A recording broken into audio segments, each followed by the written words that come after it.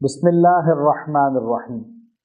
شوال کی 10 تاریخ کا ایک عمل ہے جو بگڑے ہوئے حالات کو سنوار دے گا، بگڑی ہوئی زندگی کو سنوار دے گا، بگڑے ہوئے معاملات کو سنوار دے گا۔ یہ عمل بہت ہی طاقتور تاثیر والا ہے۔ انسان یہ اکثر سوچتا ہے کہ میرے حالات تو بگڑتے ہی جا رہے ہیں، میرے معاملات تو الجھتے ہی جا رہے ہیں۔ تو آپ کے حالات اور معاملات بگڑے ہوئے کے سدھارنے والی ذات اللہ کی ہے، بگڑی بنانے والی ذات اللہ کی ہے۔ اللہ کے علاوہ کوئی بگڑی نہیں بناتا۔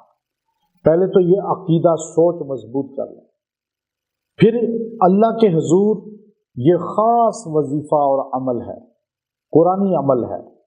یہ آپ کے حالات کو سدھارے گا، آپ کے معاملات کو سیٹل کرے گا۔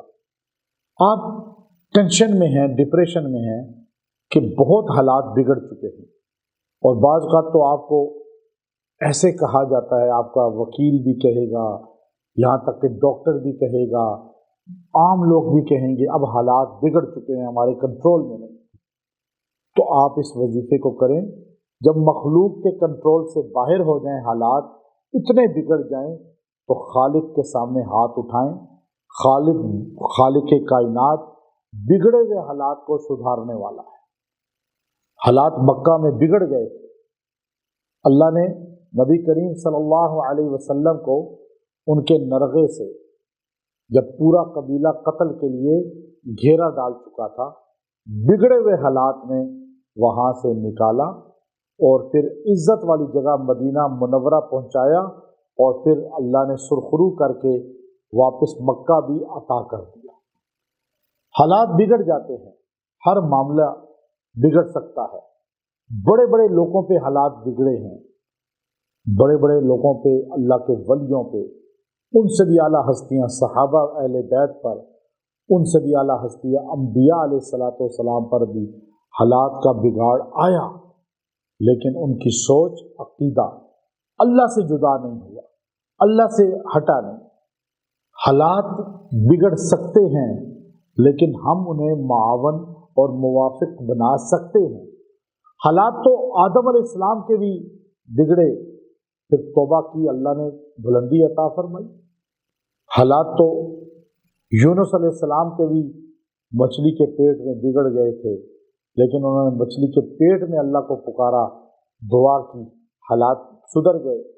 حالات اپ ڈاؤن رہتے ہیں ہر بندے کے، دین والے کے بھی، دنیا والے کے بھی، لیکن جو اللہ سے تعلق جوڑ لیتا ہے، اللہ اس کے بگڑے ہوئے حالات بھی سدھار دیتا ہے، اللہ اس کے پریشان حالات بھی خوشحال کر دیتا ہے۔ تو حالات سے نا امید نہیں ہونا چاہیے، کبھی یہ نہ سوچیں حالات بگڑ گئے اب ٹھیک نہیں ہوں گے۔ اگر آپ کا یقین اللہ پہ مضبوط ہے، آخرت پہ مضبوط ہے، نبی کریم صلی اللہ علیہ وآلہ وصحبہ وسلم کی اعمال اور احادیث پر مضبوط ہے، تو آپ کے حالات بگڑے ہوئے بھی اللہ ٹھیک کر دے گا۔